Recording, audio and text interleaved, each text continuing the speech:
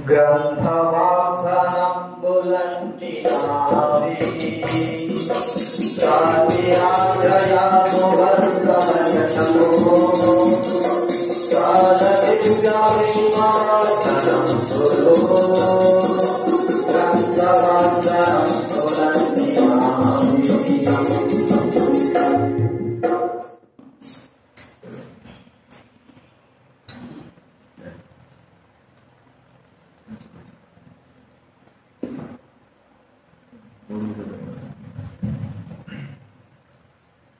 ప్రార్థన చేసుకుందాము.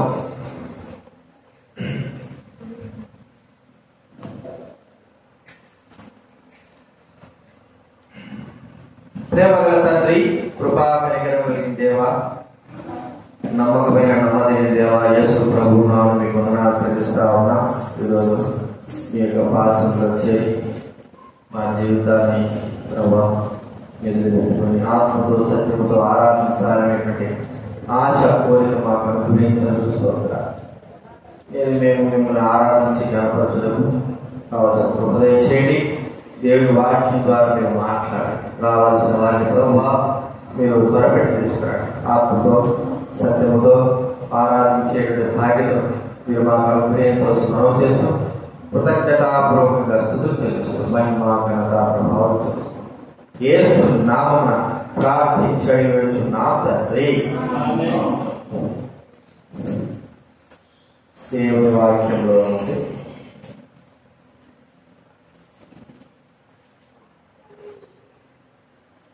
ఫిలోమోను రాసినటువంటి పత్రిక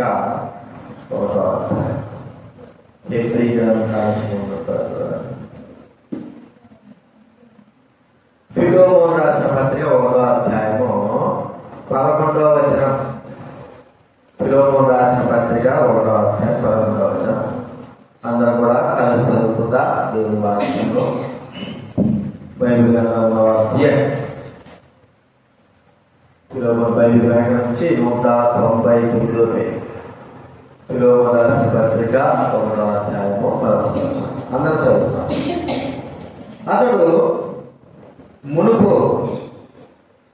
నీకు నిష్ప్రయోజనమైన వాడే కానీ ఇప్పుడు నీకును నాకును ప్రయోజనకరమైన వాడాయను. ఇందాకే చెప్పారు. అందరం చదువుకుందాం అన్నా. మీకు వినపడిందా? కూర్చున్నా గాయత్రి ముందుగా ముందుగా ఎవరు ముందుకు రాకుండా కూర్చున్నారు. ఫిలోమోను రాసిన పత్రిక 1వ అధ్యాయం 11వ వచనం. బైబిల్ గ్రంథం నుంచి 199 పేజీ. ఫిబ్రవరి 399 1వ అధ్యాయము 11వ వచనం. మనం అందరం కూడా కలిసి చదువుకుందాం. అతడు మునుపు నీకు నిష్ప్రయోజనమైన వాడే కానీ ఇప్పుడు నీకును నాకును ప్రయోజనకరమైన వాడాయను. మన జీవితము నిష్ప్రయోజకమైన జీవితం అంటే కేవలం దేవుడి కృప ద్వారా మాత్రమే విధానంలో రక్షింపబడ్డ మన నీతి, మన భక్తి, మన డబ్బు, మన ఇల్లు, మన యొక్క ఆస్తులు, లేదా మన అందచందాలు, బలాలు ఇవేమివో కాదు.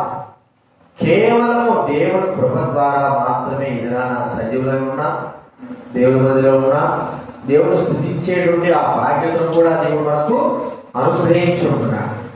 మరి ఎలాంటి వారమైన మనల్ని ఆయన ఎలాగ చేశాడు? నిష్ప్రయోజనం అంటే అన్నిటికీ నిష్ప్రయోజనమే. దీనికి మనం ప్రయోజనం అనడానికి వీల్లేదు. అన్నిటికీ నిష్ప్రయోజనకరమైన జీవితం కలిగిన వారంగా ఉంటాం మనమందరం కూడా. కాబట్టి మరి ప్రయోజనము మన ద్వారా దేవునికి ఏమైనా ఉందా అంటే ఏమీ కూడా లేదు. ఈ సృష్టికి మన ద్వారా ప్రయోజనం ఏమైనా ఉందా అంటే ఏం కూడా లేదు. సృష్టి మనకు ప్రయోజనకరంగా ఉంది. అలాగే భూమి కానీ జంతువులు కానీ ఇవే మనము వాటిని ప్రయోజనకరంగా చేసుకుంటున్నాం. కానీ మన వలన వాటికి ఏమీ ప్రయోజనం లేదని మనం చెప్పుకోవచ్చు. కాబట్టి చెట్ల వలన ఆ చెట్లకి మన వల్ల ప్రయోజనం లేదు. వాటి ప్రయోజనమే మనకు అవసరమే. జంతువులు ఉన్నాయనుకోండి, మన వల్ల వాటికి ఏం ప్రయోజనం లేదు. వాటి ప్రయోజనమే మనకు అవసరమే. భూమి ఉందనుకోండి, మన వల్ల వాటికి దానికి ఏం ప్రయోజనం లేదు. మనకే దాని ప్రయోజనము అవసరమే. ఒక మాట చెప్పుకోవాలంటే మనము నిష్ప్రయోజకమైన వారము అని చెప్పుకోవాలి. అయితే బైబిల్ గ్రంథంలో నిష్ప్రయోజకమైన మన జీవితాలను ఎలాగైనా మార్చాడు, ఏ విధానంలో ఆయన రూపుదిద్దాడు, ఆయన యొక్క గొప్పతనం ఏమిటి, ఎలాంటి వారిని ఏ విధానంలో మనల్ని ఆయన తయారు చేశాడు. మనకు బాగా తెలుసు ఆయన సాక్ష్యాలు కూడా ఇట్లా ఉంటాం, దొంగలమి మోసగాలని మనం ఒక ఆయన వచ్చాడు. మరి సౌత్ ఆఫ్రికాలో ఒక నల్లటి వ్యక్తి, బాగా 6 అడుగులు 6.5 అడుగులు ఉన్నటువంటి వ్యక్తి ఒక చెట్టు కింద, పెద్ద చెట్టు కింద కూర్చొని బైబిల్ చదువుతా ఉన్నాడు. అంటే అటువైపుగా మరి తెల్ల వ్యక్తి, అనగా ఆఫ్రికా వాడు ఎవరో మొత్తాన్ని మాత్రం వెళ్తా ఉంటే చూశాడు. ఈ వ్యక్తిని చూసి చెట్టు కింద కూర్చొని నల్లటి పుస్తకం అనేది చదువుతాడు. అడిగాడు, ఏదైనా నువ్వు చదివే పుస్తకం ఏంటి ఇది అని. అప్పుడు అన్నాడు, ఇది నల్ల అట్టగా ఉన్నాడు, జీవపు గ్రంథము, దేవుని జీవ గ్రంథము అన్నాడు. ఈ వ్యక్తి తెల్ల వ్యక్తి నవ్వాడు, ఆహా దేవుని జీవ గ్రంథం అంటావు అని ఎగతాలు చేస్తూనే ఉన్నాడు. మరి నీకు జీవగ్రంథం అవసరం, అసలు జీవగ్రంథం ఉందా, జీవం అనేది ఉందా అని ఏదేదో ఎగతాలు చేస్తాడు. సరే వచ్చే ఎగతాలు చేసిన తర్వాత నలభై నీకు ఒకటి చూపించాలి, నేను నాతో పాటు రా అన్నాడు. ఏం చూపిస్తాడు అన్నాడు. సరే అండి, అదంతా చెట్టు కదా,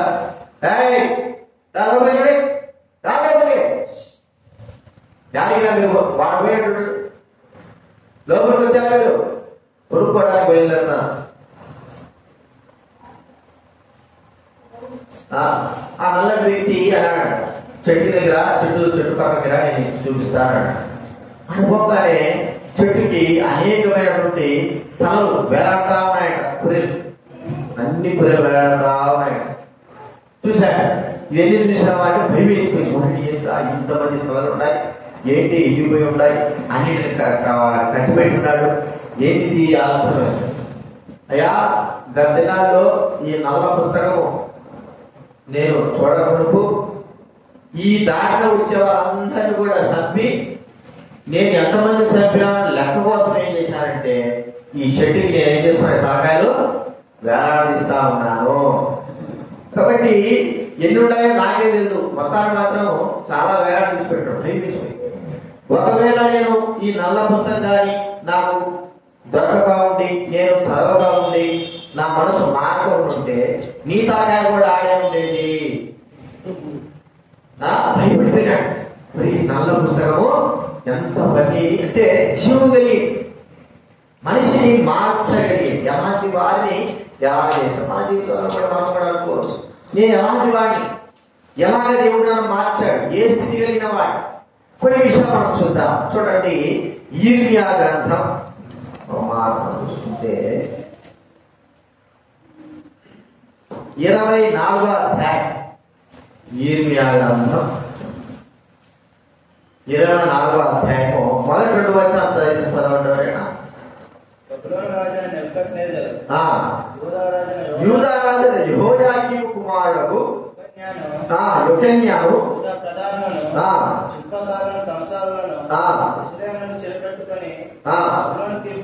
తర్వాత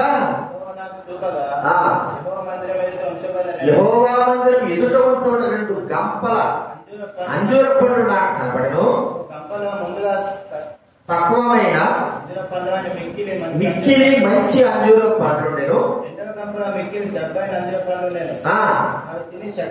అవి తినశక్యము కానంతగా జబ్బువిచ్చా. ఇక్కడ మనం చూస్తా ఉంటే దేవుడు ఉపమానం చూపిస్తున్నాడు.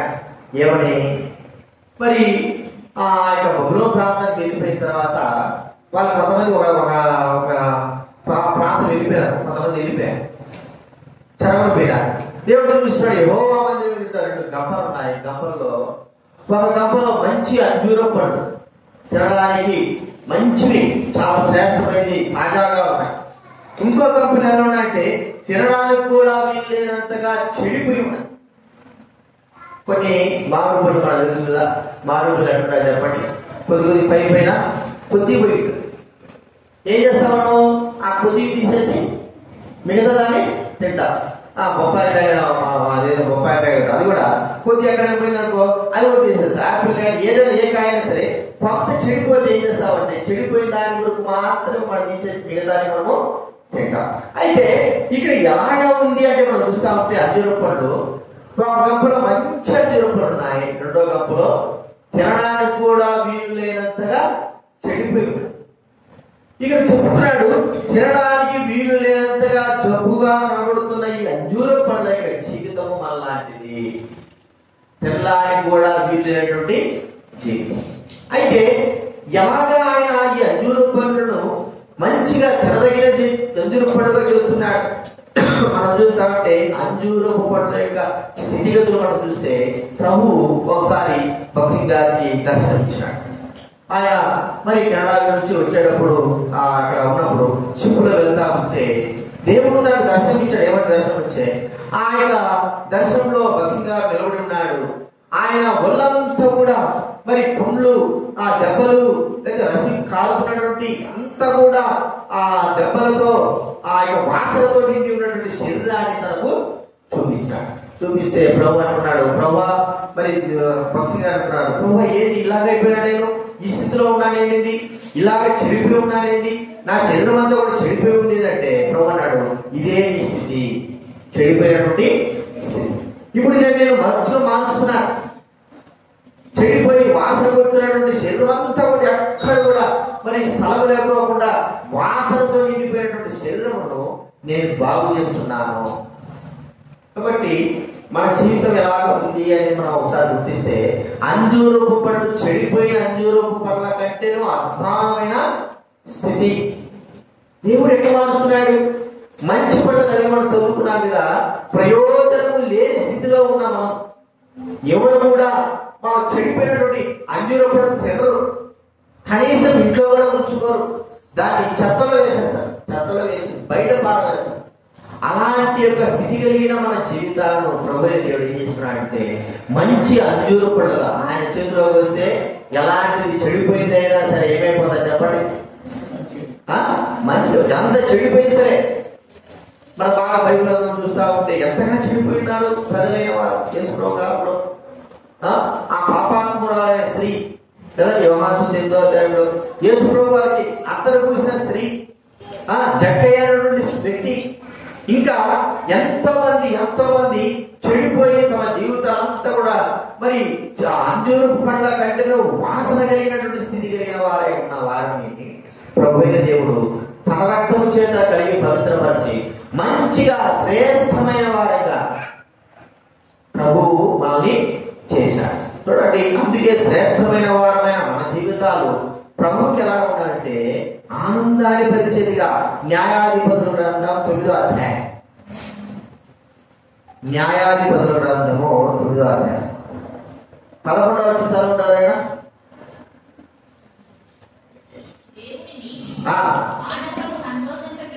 దేవునిని మానవులను సంతోషపెట్టు నా ద్రాక్షారసమును నేనియకమాని. దేవునిని మానవుడు అది కాదండి, 11వ వచనం, 9వ అధ్యాయం 11వ వచనం. అంజూరపు చెట్టు ఊటకు నా మాధుర్యమును నా మంచి ఫలము నేను ఇయ్యక మారుదునా. నా మాధుర్యము నా మంచి ఫలం అంటే అంజూరపు చెట్టు యొక్క మాధుర్యం ఎట్లాంటిదంటే శ్రేష్టమైంది, ఎంతో శ్రేష్టమైనది. సంగారెడ్డిలో కూడా బంగ్లాదేశ్ ప్రకారం అమ్ముతా ఉంటాడు. కూడా ఎప్పుడు మీరు కొనుక్కోవాలని కుదరడం లేదు, మంచి శ్రేష్టమైన అమ్ముతా ఉంటాడు. అవి మనకి ఎంత తీపిగా ఉంటాయి, ఎంత శ్రేష్టమైనది. అదే కుళ్ళిపోతే అవి తినడానికి వీల్లేదు. ప్రియుల వారరా, కుళ్ళిపోయిన మన జీవితాలను ప్రభువైన దేవుడు శ్రేష్టమైనదిగా మంచిదిగా దేవుడు చేసినాడు. అది ప్రభు యొక్క గొప్పతనం. కాబట్టి నిష్ప్రయోజకమైనది మనం బయట పారవేస్తే దాన్ని ఏం చేశాడు ప్రభు? లోకమంతా కూడా మనం ఏం చేస్తుంది? నిష్ప్రయోజక పనికిరాడది అని బయట పారవేస్తాం.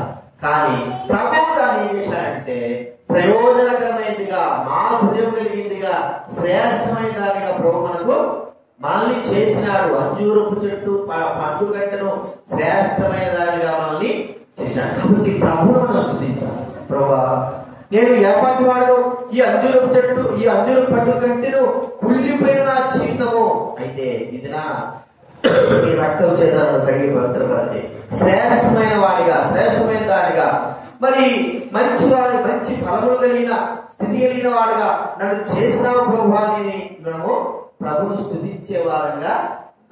ఇది మొట్టమొదటి చూసుకుంటారు. అంజూరపు పండు యొక్క అనుభవం ఎలాంటిదో మన జీవితం కూడా అంతకంటను దౌర్భాగ్యం. రెండోది మనం చూస్తా ఉంటే పనికిరాని ద్రాక్ష చెట్టు. చూడండి, యెహెజ్కేలు గ్రంథం 15వ అధ్యాయం. యెహెజ్కేలు గ్రంథం బైబిల్ మధ్యలో నుంచి 697. బైబిల్ మధ్యలో నుంచి 690. యెహెజ్కేలు గ్రంథం 15వ అధ్యాయం. మొదటి 2 వచనాలు చదవండి ఎవరైనా. 3 వచనాలు. నరపుత్రుడా, ద్రాక్ష చెట్టు కర్ర, అడవి చెట్లలో ఉన్న ద్రాక్ష చెట్టు కర్ర శ్రేష్టమా?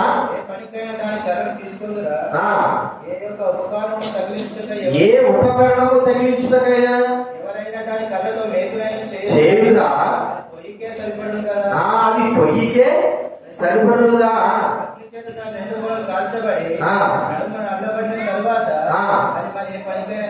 అది ఏ పనికైనా తగునా. ఇక్కడ చూడండి, అగ్ని చేత కాల్చబడి నడుమ నల్లబడిన తర్వాత అది మరి ఏ పనికైనా తగునా అంటే, ద్రాక్ష చెట్టు ఎంతమంది చూశారు చెప్పండి? ద్రాక్ష చెట్టు ఎంతమంది చూశారు? ద్రాక్ష చెట్టు ఎంతమంది? 2-3. ఏది బెండ చెట్టు ఎట్టు ఉంటుందో అట్లే ఉంటుంది ద్రాక్ష చెట్టు. బెండకాయ చెట్టు చూసినారా? దొండ చెట్టు చూసినారా? బెండ చెట్టు కాదు, దొండ చెట్టు. దీనికి పాపాలు కలుగుతారు, సేమ్ అట్లే ఉంటుంది, కానీ ఆకులు వేరుగా ఉంటాయి. అంటే మనము దొండ చెట్టు చూసినాము, అది పొలలా ఏమైనా ఉంటుందా? పొలలాగా మనం గట్టి కర్రలాగా ఏమైనా ఉంటుందా? ఉండదు. మరి ద్రాక్ష చెట్టు అలాంటిది. అయితే ప్రభు అంటున్నాడు, అది బాగా ఉన్నప్పుడు, ద్రాక్ష చెట్టు మంచిగా ఉంది, బాగా ఫలాలు కాస్తా ఉంది అని మనం అనుకున్నప్పుడు, ఆ చెట్టు బాగా పుష్టిగా లావుగా ఆ తీగలు కానీ బాగున్నాయంటే, ఆ తీగలు కానీ ఆ కొమ్మలు కానీ కట్ చేస్తే అవి ఎండబెట్టిన తర్వాత మనం ఏదైనా ఒక గోడకి లేకపోతే మేపులాగా కొట్టుకోవడానికి ఏమైనా ఉపయోగపడుతుందా అంటే అది ఉపయోగపడనే పడదు. అంటే బ్రతికున్నప్పుడు ఉపయోగపడదు. తర్వాత దాన్ని ఏం చేస్తారంటే మనం కాల్చినామనుకో, ఆ కరెంట్ కానీ ఆ చెట్టు కాడని కాల్చేస్తే చుట్టూ అటు కాలిపోయి మధ్యలో కొద్దిగా మిగిలింది, అంత మిగిలింది అనుకో. ఆ మిగిలినంత మాత్రాన అదేమైనా పనిచేస్తుంది కాల్చబడిన తర్వాత అంటే అసలు ముందుగానే పనిచేయకపోయా. కాల్చబడితే ఏమైపోతుందో చెప్పండి? బూడిదైపోతుంది. చివరి కుమారే, కాల్చబడితే బూడిదైపోతుంది. అంటే బతుకున్నప్పుడు, అది బాగా ఉన్నప్పుడే పనిచేయలేటప్పుడు మరి కాల్చబడితే దిక్కేం పనిచేస్తుంది? వాటరా మన జీవితంలో ఒకసారి గుర్తిస్తే, బాగా ఉన్నప్పుడు మనము దేవుడికి పనికిరాకుండా పోయినా, అన్ని బాగున్నప్పుడు కదండి, కాలు చేతులు అన్ని బాగా, కళ్ళు ఇళ్ళన్నీ బాగున్నప్పుడు పనికిరాకుండా పోయినా, మరి ఏం లేనప్పుడు అసలుకే పనికిరాదు కదండి. ఏమి లేదు, కళ్ళు కనపడకపోతే, చేతులు పనిచేయకపోయా, కాళ్ళు పనిచేయకపోయా, నడవలేకపోతా అంటే చాలా మంది వేసుకోవడం అంటే ఆ ముసుల తర్వాత, పండు ముసిన తర్వాత అప్పుడు వేసుకోవడం తెలుసుకోవడానికి, లేకపోతే ఏదో ఒకసారి బాధ్యత తీసుకోవాలి, సచిన తర్వాత మోక్షం పోవాలని. అప్పుడేమన్నా దేవుడికి ఉపయోగం ఉందంటే అప్పుడు దేవుడికి ఏమి ఉపయోగం లేదు. చూడండి మన జీవితము ఎలాగ ఉంది. మనము ఏ పరిస్థితి, చాలా మంది అలాంటి స్థితి కలిగిన వారు ఉన్నారు. 70 సంవత్సరాలు 20 సంవత్సరాల తర్వాత ప్రభువును నమ్ముకొని తర్వాత బాప్తిసం తీసుకున్నారు. అయితే ఒక ద్రాక్ష చెట్టు బాగున్నప్పుడే పనికి రానప్పుడు, బాగు లేకుంటే కాకపోతే తర్వాత పని చేయకపోతే మనం ఎలా పనికి వస్తామనుకున్నాం. కానీ దేవుడి దృష్టిలో మనం అందరం కూడా ఎలాంటి వారు చెప్పండి? శ్రేష్టమైన వారు. రేపు చచ్చిపోతున్నాడు, ఇక పని చేయడు అనుకున్నా కూడా ఆ వ్యక్తి ఏమనుకున్నాడు? పని చేస్తున్నాడు. ఇక్కడ కడప జిల్లాలో కాకుండా ఆ ప్రాంత జిల్లాలో నాగన్న అనేటువంటి వ్యక్తి ఫేస్బుక్ లో అతను చూస్తుంటారు. నాగన్న 2 చేతులు పోయి, ఒక కాలు పోయి, పక్కన పనిచేతుడు కరెంట్ షాక్ కొట్టి యవన జీవితంలో యవనస్తుడే ఇప్పుడు కూడా ఎంత ఉంటాయి 40 అట్లా ఉంటాయి. ఒక 20-10 సంవత్సరాల కిందట కరెంట్ షాక్ కొట్టి 2 చేతులు పోయి, కాలు పోయి, ఇంకో కాలు పని బెడ్ రెస్ట్ అని అంటే, కానీ మాట్లాడతాడు. ఒకవేళ ఇట్లా కూర్చోకపోయినా కూడా అన్ని బాగానే కదలికలు బాగానే ఉన్నాయి. అయితే ఆ వ్యక్తి ప్రభువు నమ్ముకున్నాడు. ఈ వ్యక్తి వల్ల ఏం కాదు, ఆయన ఏం ప్రయోజనము, కుటుంబానికి ప్రయోజనం లేదు కదండి, కుటుంబానికి అస్సలు ప్రయోజనం లేదు. బతుకుంటాడు, అన్నం పెట్టాలి కదండి. గుడిగురమైన ఏం చేయాలి చెప్పడానికి, గుడిగురం అంటారు కదా, ముగ్గులు వేయాలి కదా, వేయాల్సింది కదా, బతుకుంటాడు. కానీ ఆ వ్యక్తి జీవితంలో ఎంత గొప్ప కార్యం అంటే ప్రభువు నమ్ముకున్న తర్వాత మరి దేవుడి వాక్యం ధ్యానించి తన వాక్యం పెట్టుకొని దేవుడు తన బిడ్డలైన వారందరితో కూడా ప్రతిరోజు ఆటోలో దేవుడి సన్నిధికి వస్తున్నాడు. తనకు తగినటువంటి దేవుడి వాక్యమును, దేవుడి మాటలను అతడు మరి యూట్యూబ్ లో కావచ్చు, ఫేస్బుక్ లో కావచ్చు, దేవుడి మాటను ఏం చేస్తున్నాడు, చెబుతుంటున్నాడు. అసలు పనిచేయడు, సంసారం దగ్గర కుటుంబంలో కనీసం ఆ తనకు తాను ఏ పని చేసుకోవడానికి కూడా తను పనిచేయడు. అలాంటి వాడు కూడా దేవుడు నందు విశ్వాసం ఇస్తే ఆ వ్యక్తిని కూడా దేవుడు ఏం చేయలేదని చెప్పండి, విడిచిపెట్ట. ఈ వ్యక్తి నాకు అవసరం లేదులే, బాగున్నప్పుడు వాడు ఇష్టపడి తిరిగినాడు, ఇప్పుడు కాలు చేత అసలేం పని చేయలేదు, నడవలేడు, ఇప్పుడు పడవలేడు, వీటితో నాకేం పని అంటే కుదరదు. ఆయన అటు వ్యక్తితోనే ఏం చేస్తున్నాడు ఆయన చెప్పండి. దేవుడి వాక్యం పరిచయం చేయించడం, ఫేస్బుక్ లో కావచ్చు, దేవుడు యూట్యూబ్ లో కావచ్చు, దేవుడి మాటల గురించి కొంతమందికి ఎంకరేజ్ కనుక బలపరంగా మనకు బాగా తెలుసు. నిలిచు అదేదో 2 కాలు చేతులు లేవు చూసారు, అమెరికాలో ఉండడం చిన్నగా కొట్టుడు, అతని పేరు గుర్తు రావడం.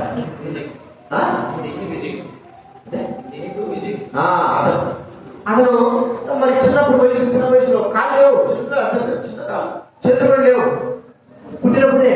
మరి తర్వాత తల్లిదండ్రులు కొద్ది వయసు పెంచినాడు. ఇంకా పెరిగే కొద్దీ, అంటే పెరగడం ఏం పెరిగేదేం లేదులే కానీ వయసు పెరిగే కొద్దీ తనలో కూడా ఆలోచన వచ్చేసింది. ఏమంటే నేనేదాన్ని ఇక్కడికి వస్తా, కాలు చేతులు లేవు కదా, కేవలం మండే మాత్రమే ఉంది నాకు, నేనేదాన్ని ఇక్కడికి వస్తాను అని ప్రభువుతో మరి ఆలోచన చేసేవాడు.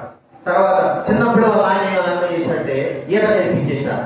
అక్కడ సరిగ్గా ఉంటారు, ఈత నేర్పించేశారు చిన్నప్పుడు.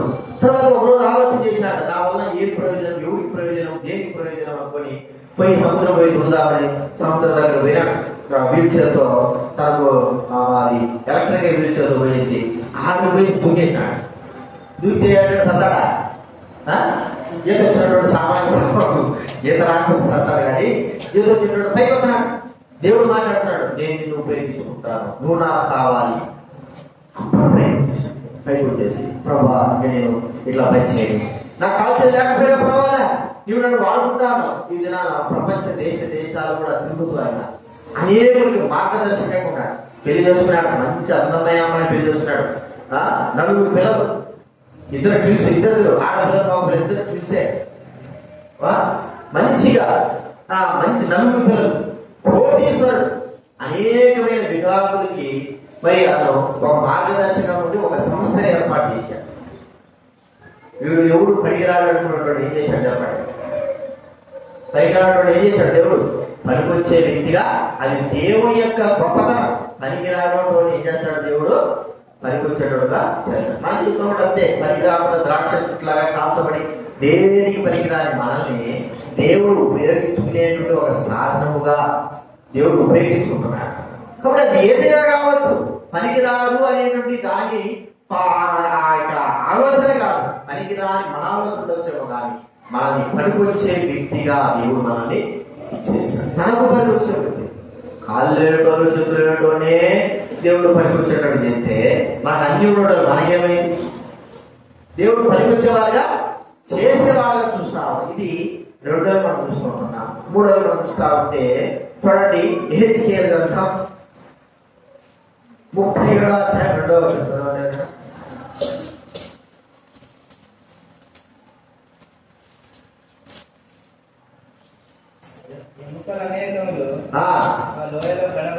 ఆ లోయలో కనబడెను, అవి కేవలము ఎండిపోయినాయి. మా బాగా చూస్తా ఉంటే ఆ దినాల్లో ఇక్కడ ఎహెజ్కేలుకి దర్శనం ఇచ్చాడు దేవుడు. 37వ అధ్యాయం ఒక లోయలో తీసుకుపోయినాడు. ఆ లోయలో తీసుకోకపోతే ఆ లోయలో అనేకంగా మనుషుల యొక్క ఎముకలు ఉన్నాయి. మనుషుల ఎముకలు ఉన్నాయి. అవి ఎట్టున్నాయంటే ఇక ఎక్కడ పడితే అక్కడ చలాచరే ఉన్నాయి లోయలో. ఇది ఎలా ఇంతమంది మనుషుల ఎముకలు ఎలా ఉంటాయి అని మనం చూస్తా ఉంటే అక్కడ 2వ దినవృత్తాంతాల 25వ అధ్యాయం 12వ వచనంలో చూడండి. 2వ దినవృత్తాంతాల గ్రంథం 25:12.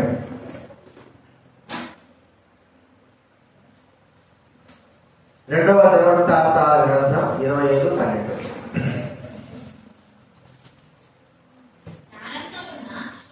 ప్రాణములతో ఉన్న మరి 10,000 మందిని యూదా వారు చెరపట్టుకుని వారిని ఒక పేరు మీద తీసుకుని పోయి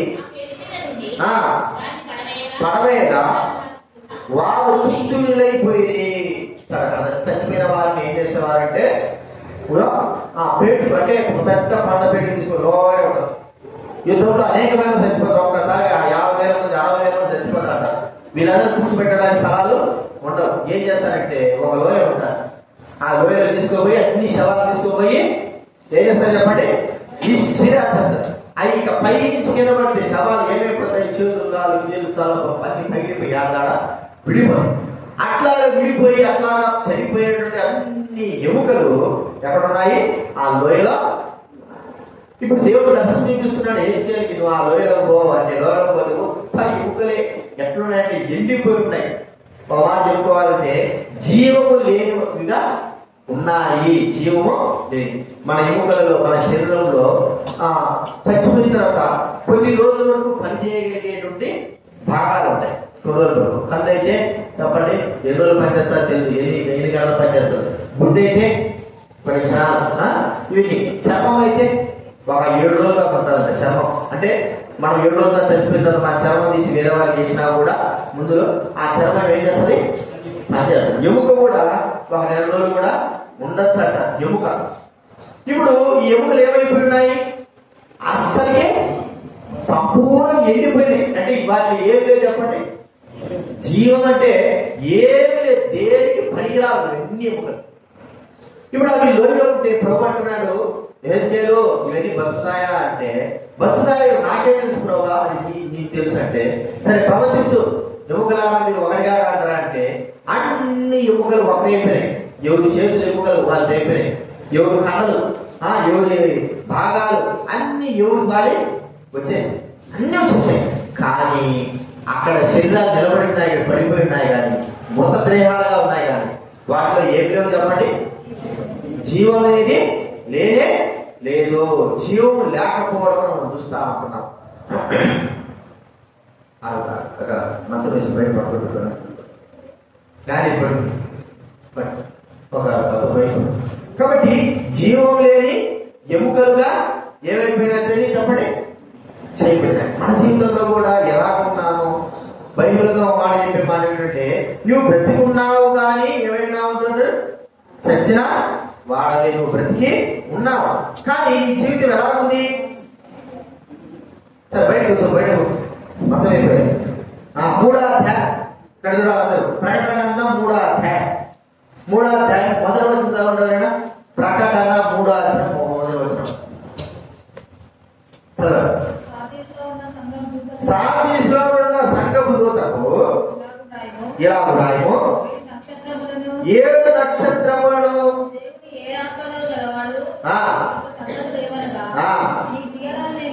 నీ క్రియలను నేను ఎరుగుదును. ఏమనగా జీవించుచున్నావన్న పేరు మాత్రం ఉన్నది కానీ ఎవరంటాడు మనము జీవిస్తా అంటాం అంటే బతుకున్నాం. అలాంటి వారు ఎవరో చెప్పండి, ఎలా ఉంటారు అలాంటి వారు? అలాంటి వారు మనము ఎప్పుడు తీసుకుంటాం. పక్షవాదం కలిగిన వారు అసలుకే కాలు చేయగాదు, అసలుకే పడిపోయి తల వరకు ఉండే తల మాత్రం తిరుగుతాడు, చేతులు కాలు పడిపోయాడు. మనం ఇప్పుడు చూసినామా చూడాలి కదా, ఒకసారి ఒక కాళ్ళు చేయి పడిపోయడం ఎక్కువగా చూసుకుంటాం. కొంతమందికి అయితే అసలుకే లేదు, ఇక పడగలో పట్టదంతే. అలాంటి వారు ఇక దేవుడు తలకాయ మాత్రం తిరుగుతాడు. ఆ శరీరం మధ్య ఎక్కడది చచ్చిపోయిన స్థితిలో జీవిస్తున్నా. ఇంకొక మంది బ్రెయిన్ డెడ్, ఏదైనా యాక్సిడెంట్లు అయితే తల దెబ్బ తగిలితే వాడేమన్నాడు కోమాలకు వెళ్ళిపోతాడు. బ్రెయిన్ డెడ్ అంటే కొంతమంది వీడు కోమాలకు బయటికి రావద్దని చెప్తారు డాక్టర్. కొంతమంది అయితే వీడు అసలు రాడంటే వీడు చచ్చిపోతాడు, వెంటిలేషన్ తీస్తే సరిపోతుంది, చచ్చిపోతాడు అంటారు. అంటే వాడు బతుకున్నాడు, వాళ్ళ జీవం ఉంది, రక్తం ప్రదర్శిస్తుంది, ఆత్మ ఉంది, కానీ వాడు ఏమైపోయినాడు, చచ్చిపోయాడు. అలాంటిదే మన జీవితము. ప్రభు అంటున్నాడు, మీరు పాపముల చేత అపరాధముల చేత మీరు ఏమై ఉన్నారు, చచ్చిన వారే ఉన్నారు.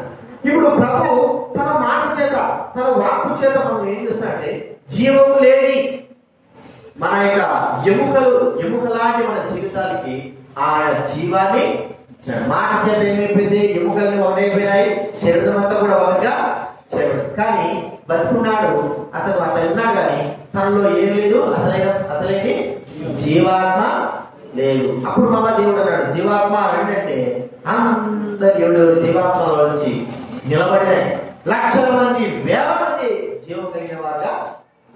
ఇప్పుడు మన జీవితం కూడా అలాంటిదే, జీవము లేని వారంగా ఎండిపోయిన వారంగా ఉన్నాం. అయితే ప్రభు మనలో ఆయన చేతిలోకి వచ్చిన తర్వాత మనల్ని ఏం చేస్తున్నాడు, ఆయన జీవం కలిగిన వారంగా చేశాడు. జీవం కలిగినటువంటి ఎముక గురించి దైవ గ్రంథంలో అంటే మాట చెప్పుకోవాలంటే ఎండిది కాకుండా పచ్చిది ఎముక గురించి ఎక్కడ రాయాలని చెప్పండి. పచ్చి ఎముక గురించి ఎక్కడ రాయాలి? పచ్చి ఎముక గురించి, పచ్చి ఎముక గురించి ఎక్కడ రాయబడింది? గాడిద పచ్చి దవడ ఎముక, అర్థమైందా?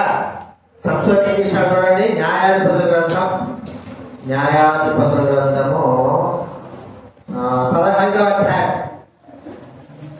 15 చదవండి. న్యాయాధిపతుల గ్రంథం 15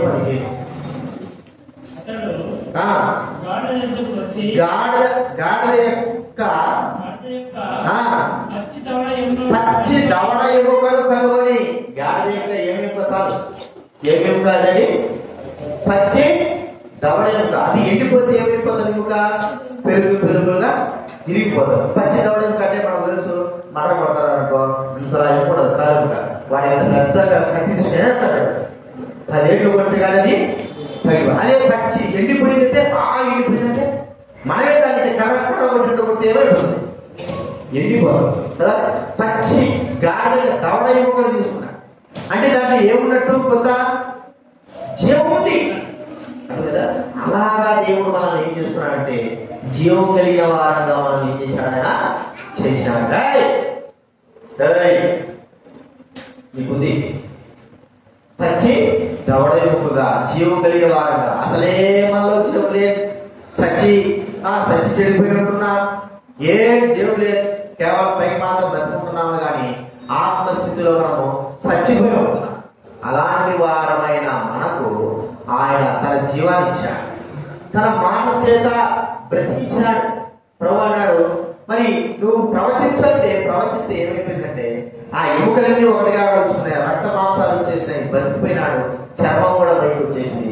ఒక జీవం అంటే చచ్చిపోయింది కానీ ఆ శవము, ఆత్మ లేదు కానీ అది ఏముంది, బతుకున్నట్టుగా అనిపిస్తా. అలాంటి యొక్క జీవం కలిగిన మనల్ని ప్రవేశించిన తన యొక్క మాట చేత మనకు తన జీవాన్ని విధాన ఉన్నాము అంటే, ఆత్మస్థితిలో బ్రతుకున్నామంటే అది దేవుడి యొక్క జీవమే. చాలా మంది లోకంలో ఉన్న వారందరూ ఎలా ఉన్నారు, చచ్చిన స్థితిలో ఉన్నారు. వారి పై మాత్రం ఉన్నారు కానీ వారి ఆత్మ ఏమైపోయింది, చచ్చిపోయి ఉన్నది. మరి మనం బ్రతకడానికి గల కారణము యేసు ప్రభు వారి యొక్క మాట. ఆయన మాట చేత మనం ఏమైపోయినామో బ్రతుకున్నాం. ఇది 3వ మనం చూసుకుంటున్నాం. చూడండి, ఇంకా చివరిగా మాట చూస్తే మన యొక్క హృదయం ఎలాంటిది అంటే ఈర్మియా గ్రంథం 9వ అధ్యాయం మాట చూసుకోవచ్చు కానీ, ఈర్మియా గ్రంథం 9వ అధ్యాయము 17వ అధ్యాయం 5వ వచనం, 17వ అధ్యాయం 5వ వచనం. ఈర్మియా గ్రంథం 17వ అధ్యాయం 5వ వచనం.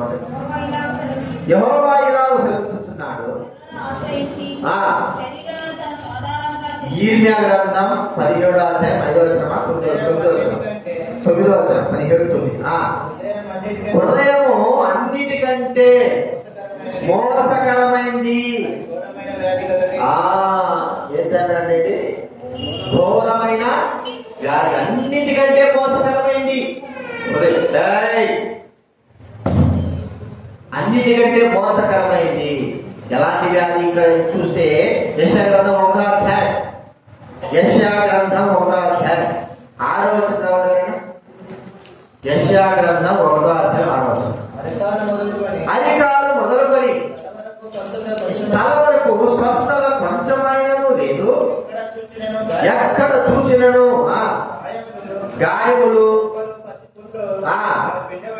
అవి పిండబడలేదు, కట్టబడలేదు, తైలముతో వెంటనే చేయబడలేదు. అధికారులు మొదలుకొని తల వరకు కూడా ఎక్కడున్నాయట? గాయాలు. ఇవన్నీ ఏం గాయాలు? పాపపు గాయాలు. హృదయం చెడిపోయి ఉన్నది. చెడిపోయిన హృదయాన్ని, అసలుకే చెడిపోయిన హృదయాన్ని దేవుడు పరిపూర్ణంగా మార్చాలి. మన శరీరంలో ఒక్కోసారి ఎట్లుంటారంటే, ఎవరైనా పాపం అలవాటు ఉన్నాయనుకోండి, ఏదైనా సరే, ఇప్పుడు బీడీ తాగే ఉన్నాడు అనుకోండి, వాటిలో ఏం జరిగిపోతుంది? బీడీ తాగుతుందంటే, సిగరెట్ తాగితే లక్ష మాత్రమే చెడిపోతాయి. ఇంకోడు కిడ్నీలు ఉన్నాయనుకోండి, అవి చెడిపోవడానికి గల కారణము నీళ్ళు తాగకుండా మామూలు ఆహారం ఫుడ్లు తాగడం చూసినావా? సారాయి, ఇంకోటి కళ్ళు, ఈ తాగడం ఏమైపోతుంది చెప్పండి? కిడ్నీలో. ఇంకా ఏమిటి? వేరే వేరే ఏదైనా సరే మనకు రోగాలు వచ్చాయంటే అవి దేనివల్ల ఏదో చెడుది మనం చేసి ఉంటాం. దానివల్ల ఏమైపోతుందో చెప్పండి? మనకి శరీర రోగాలు ఏదైనా ఒక తప్పు చేస్తే అదే పాంపరాకు కిడ్నీ బీడీ వేసినప్పుడు వాళ్ళకి ఏం చేస్తుంది? ఇక్కడంతా కూడా చెడిపోయి ఒక్కోసారి క్యాన్సర్ కూడా రావచ్చు. క్యాన్సర్ వచ్చినంత మాత్రం లోపల ఉన్నటువంటి చెడిపోయినట్టు కాదు, ఒకదాని వల్ల ఒకటి చెడిపోయింది. కానీ మన జీవితము అంత టోటల్గా చెడిపోవడానికి కారణము పాపము. అంత చెడిపోయింది. ఇక ఏం కూడా కళ వదులుకొని అధికారుల వరకు కూడా అంత కూడా సంపూర్ణంగా చెడిపోయిన. అయితే ప్రభు చేతిలోకి వచ్చిన తర్వాత అంతా కూడా ఏమైపోయింది చెప్పండి? పోవాలంటే నయమానం కదండి, సిరియా దేశస్తుడైనటువంటి శతాధిపతి నయమానం ఏమైనా అందరికి చెప్పండి? కుష్ఠరోగం. ఈ నయమానం ఏం చేశాడు? కుష్ఠరోగంతో తన జీవితం శరీరం అంతా కుష్ఠరోగం. ఇక చెడిపోయి ఉన్నాడు. ఏదో ఉద్దాలు చెప్తున్నాడు కానీ చెడిపోయి ఉన్నాడు, కుష్ఠరోగంతో ఉన్నాడు. కానీ అక్కడ ఎలిషా చెప్పిన తర్వాత యోర్దానులో 7 సార్లు నీళ్ళు వేయించాలని చెడిపోయిన తన శరీరం అంతా చెడిపోయినంత కూడా ఏమైపోయింది చెప్పండి? పసిపిల్లల దేహం లాగా మార్చబడ్డాడు. ఒక శరీర సంబంధమైన రోగమే మనిషి చెడగొడితే ఆత్మ సంబంధమైన పాపం అది మనం ఇంకా చెడగొట్టేది కాదు. నశించిపోయాడు. చెడిపోయిన మనల్ని ఆ ప్రభువైన దేవుడు ఏం చేశాడు చెప్పండి? మనకు తన రక్తము ద్వారా అవి పెట్టబడలేదు, వ్యక్తం చేయబడలేదు, కట్టు కట్టలేదు. ఇప్పుడు ఆ రక్తం యేసు రక్తము మన పైన వేసి చెడిపోయిన దానంతరిపైన మన పైన వేసి ఆయన ఏం చేశాడు? మనందరి యొక్క పాపాలను పూర్తిగా స్వస్థత కలిగి పూర్ణ స్వస్థత. అది ప్రభు యొక్క గొప్ప. కాబట్టి చెడిపోయినటువంటి మన జీవితాలను ఆయన రక్తం చేత మనల్ని కడిగి పవిత్రపరిచి పరిశుద్ధపరిచి మరి శ్రేష్టమైన వారుగా మనం చేస్తూ వచ్చాడు. కాబట్టి ప్రభు ఎంత గొప్పవాడు అనేది చెడినటువంటి మన జీవితమే సాక్షి. ఆయన ఎంత గొప్పవాడు, పనికిరాని మన జీవితాన్ని పనికొచ్చేటట్లుగా, తినదగినట్టు మన జీవితాలను మధురమైన వారుగా చచ్చి అసలుగే పని చేయకుండా ఉన్నాడు మన జీవితాన్ని పనికొచ్చేటట్లుగా చేసి ప్రియమైన వాళ్ళ హృదయంతో సహా చెడిపోయిన మన జీవితాన్ని బాగు చేసినాడు. అప్పుడు యేసుక్రీస్తు వారి యొక్క బలియాగం ద్వారా ఇవన్నీ కూడా మనకు జరిగినాయి. కాబట్టి ప్రభువును మనం స్తుతించి ఆరాధించాలి. ఈ విషయాన్ని జ్ఞాపకం పెట్టుకుందాం. మనము ఆరాధనలో ప్రవేశిద్దాం. లేచినప్పుడు మనం పాట పాడుకుందాం.